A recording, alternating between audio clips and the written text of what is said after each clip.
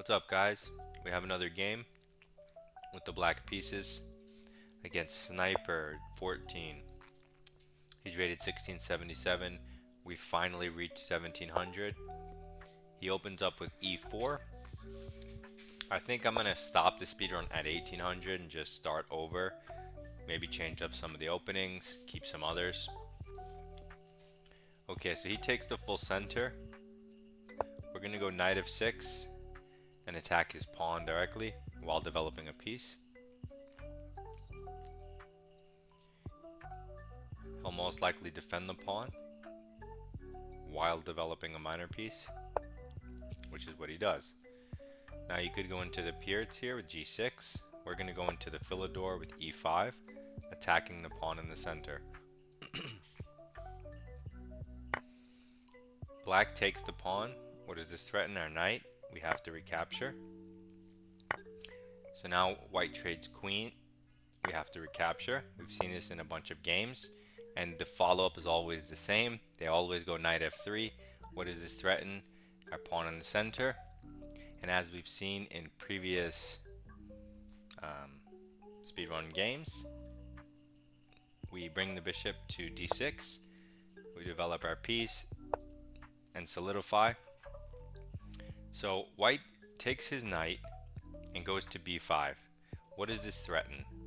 Well, it threatens our bishop, so that if we recapture, we're going to have a d6 backwards pawn that's going to be vulnerable in the d file. Okay, that's the threat, but what's the drawback? The drawback is the knight is no longer defending these two central squares. Can we use that? This pawn is hanging. It seems to be hanging. I don't see how he can take advantage of that. And so while this is a good idea to create a weakness on d6, if it hangs the central pawn, not a good idea. So maybe he should have defended this pawn first and then gone for his idea. Right? You see where I'm coming from? And this guy's a 1677. And just like that, we win a pawn in the first 8 moves as black. So he takes our bishop. We have to recapture, but we have the option of taking back with the knight now.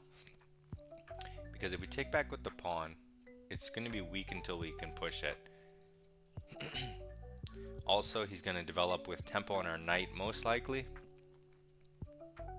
If we take back with the knight, we keep our pawn structure solid, but the e-pawn hangs. But if he takes the e-pawn, rook e8 pins the knight. And if he tries to defend the knight in any way, we just take it. So we're going to set a trap. And also I want to get my knight out of the way from tempo moves, so I don't have to move it later. And instead of moving this pawn here, I could leave it where it is. So he takes this pawn, but as previously mentioned, not a free pawn. A trap. He defends it, but we just attack it, right? You see this motif? And that's why pins on the king, those are called absolute pins, because you can't get out of them no matter what. Whereas, let's say there's a queen behind, you know what? You can move the knight and sack the queen in some lines. But a king, you can never sack your king, obviously, you lose the game. So it's called an absolute pin as opposed to a relative pin. So white develops a bishop. What does this threaten? A pawn and to castle. What is the drawback? Well, of course, we just take the piece. And he castles. What does this threaten? Well, it just increases his development. Maybe now he can take. The drawback is it's our turn, so if I take this pawn, notice that it opens up his bishop and his rook. Beautiful lines, right? So I'm up a full piece. I'm gonna go e4. Keep this here, blocking 8 points of his material and making another 3 points move. So you can see how e4 strategically, in the context of piece activity, makes a lot more sense, right? Okay, so he goes back. What's the threat? Nothing. He had to move it. So now we have a good position. We just need to develop and get our king. Well, our king is safe, but let's just develop, right? If we put our bishop here, it potentially walks into this, even though it's weakening for him. So I'm going to start with the knights. I'm just going to develop this knight to its most natural square. Can't be bad. He develops a bishop. What does this threaten? Well, it just controls these squares, so I can't hop in like I wanted to. But that's fine. Because I do want to... Well, never mind. Continue developing. Okay. This is a square. This is even a square. I'm just gonna, I only don't want to put it here because of this, right? So any other square is fine. This looks reasonable because it's out of the way of everything. This is a little more active, it blocks the rook. And there's also this move which immediately hits the bishop, but our king is still in the way. So I'm gonna put the bishop here, which blocks any eyesight of the king. See, so now this rook, it's here, but there's so much stuff in the way, my king is fine. And now if I want, I can move this, but I think there's no need to immediately do it. I'm up a full piece. I'm actually going to go king c8. I think it's just a super smart prophylactic move. Now I can move all my pieces freely at will. So he pushes a pawn. What's the threat? I'm assuming he just wants to push further to open up the file for his rook. That's fair. What's the drawback? Weaken these two squares a little slow. I'm going to move this knight out of the way and create a threat. I'm going to hit this bishop, which is hanging. And if he moves the bishop, the knight supports the pawn push, which I don't necessarily want to do. But it also supports this square. So it's interesting. He could, well, he can't defend it except with his king, which I doubt he's going to do. So he goes back. The drawback is if I push and he doesn't want me to take it, he has to go here. Downside of that, opens up his light square bishop's diagonal.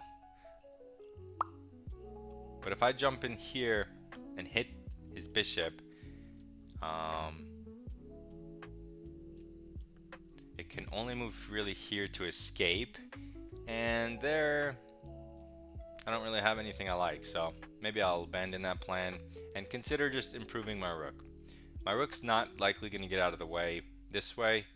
I'm thinking of just throwing my a-pawn up the board and developing it that way.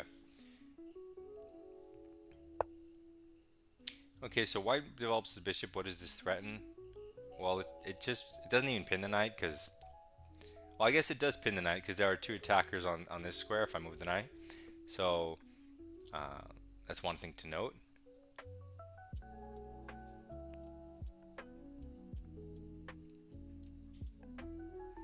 I'm just gonna go g6. Just a very calm, slow, not the best move, but I don't really care. I just want to put it here. If he doesn't hit this knight with the pawn, then g6 is like the perfect defender, right, for my piece. So this is never a thing because I never have to move my knight unless he backs up and tries to hit it with a pawn, in which case I could just move my bishop or defend my bishop. Okay, so he pushes this pawn. What does this threaten? To undermine my knight, but I could just take back, so it doesn't actually accomplish that. Maybe it creates some lift for his king. The drawback, well, it undefends this dark square, right? So now if I push, and his bishop goes here, I actually have this, right? So yeah, I'm gonna push because I get to do the fork with tempo. Did I have that before? Okay, so not here. Okay, so here. If I push, can he do anything cheesy in between? Maybe he could. No, he can't even take the knight because this comes with check. Yeah, so maybe I had a last turn, but whatever. I did it now. And even like I said, if he takes this, this comes with check, and then I could take the bishop, so that's not feasible for him. And if he can't move here because it hangs, so he has to move it back. And then when I push, he has to sack the exchange, not the exchange, well, it is an exchange, just a bishop for a pawn, not your typical exchange. So he takes the knight, but I throw this in with check. He has to respond to check, and then we can take this bishop two ways. I'm gonna go for the more active way that gets my bishop out of it you know, so it's no longer a target.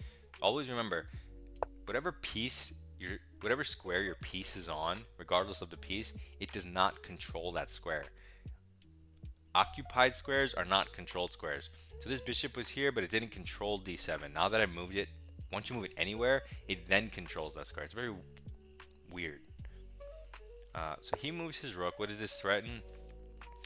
Doesn't really do anything here or here. I guess it just activates it with this pawn here. It kind of looks pretty, but it doesn't do much. Okay, so now I'm up 5 points of material. I want to activate my last piece, probably. So I'm going to push this pawn, because if I go here, then I have to move the knight to get access. But at least now, I just directly, in one shot, can go here and challenge his rook. And so now you can see that a rook doesn't need to move for it to be developed. A pawn can move, right? And because all you need for a rook to develop is an open file. You don't open files by moving rooks. You open files by moving pawns and capturing pawns. So if you want to develop a rook, move a pawn. So he blocks the trade with c5. It's possible. Okay, it's my move.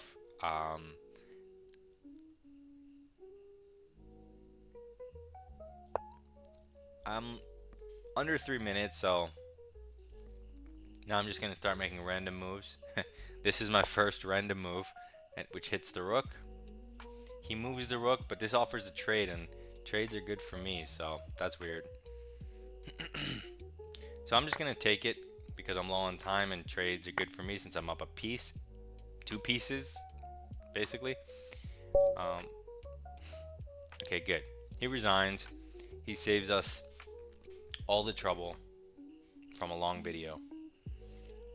And so we go back to the beginning, and this is another win for the Philidor queen trade line. They always go here, most natural looking move to attack the pawn. I go here. Now, no one in my previous games attempted this, but I was waiting for somebody to try it. Now, doing it here is a little too soon, but I like the idea because it messes up this super strong construction that we want to use. But doing it now hangs the pawn, of course. Maybe, let's say, if you defend it with your bishop, what would I have done?